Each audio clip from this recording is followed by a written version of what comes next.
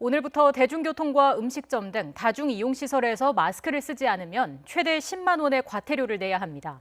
단속 공무원의 마스크 착용 지시에 불응하고 소란을 피울 경우에는 가중처벌도 받을 수 있습니다. 단속 시행 첫날인 오늘 어떤 모습인지 살펴보겠습니다. 서울역에 나가 있는 취재기자 연결합니다. 신주명 기자.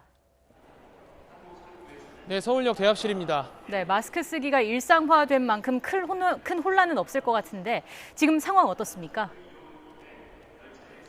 그렇습니다. 이곳 서울역은 이른 아침부터 지금까지 KTX 등 열차를 타려는 이용객들로 지금 보시는 것처럼 붐비고 있습니다.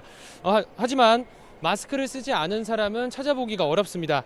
코로나19 사태가 발생한 지 10개월 가까이 지나면서 서로의 안전을 위해 집 밖을 나서면 무조건 마스크를 써야 한다는 인식이 자리 잡은 덕분인 것으로 보입니다. 다만 마스크로 입만 가렸거나 마스크를 턱에 걸치는 이른바 턱스크를 한 사람도 종종 보였는데요. 오늘부터 대중교통이나 식당 등 다중이용시설에서 마스크를 쓰지 않거나 제대로 착용하지 않는 경우엔 과태료를 물게 됩니다. 개편된 거리두기 시행에 따라 다중이용시설 23종에서는 사회적 거리두기 1단계에서도 마스크를 반드시 착용해야 합니다.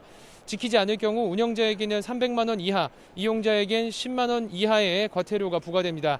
어디서 어떻게 써야 하는지 헷갈릴 수 있는데요.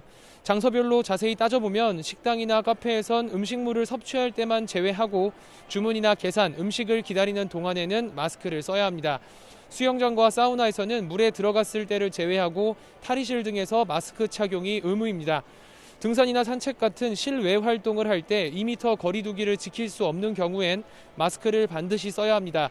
또 500명 이상 집회 시위 장소에서도 마스크 착용이 의무입니다. 흡연은 음식물 섭취로 분류돼서 마스크 착용에서 예외긴 하지만 흡연 전후에는 마스크를 써야 합니다. 망사형이나 밸브형 마스크는 금지됩니다. 턱스크도 단속 대상입니다. 다만 스스로 마스크를 쓰고 벗기 어려운 장애인이나 14살 미만 등은 과태료 부과 대상에서 제외됩니다. 제도 시행 초기인 만큼 단속 공무원은 마스크 착용을 먼저 요구하고 이를 따르지 않으면 과태료를 부과할 방침입니다. 하지만 이런 지시에 불응하고 소란이나 행패를 부릴 경우엔 공무집행 방해 혐의가 적용돼 가중처벌할 예정입니다. 지금까지 서울역 대합실에서 YTN 신준명입니다.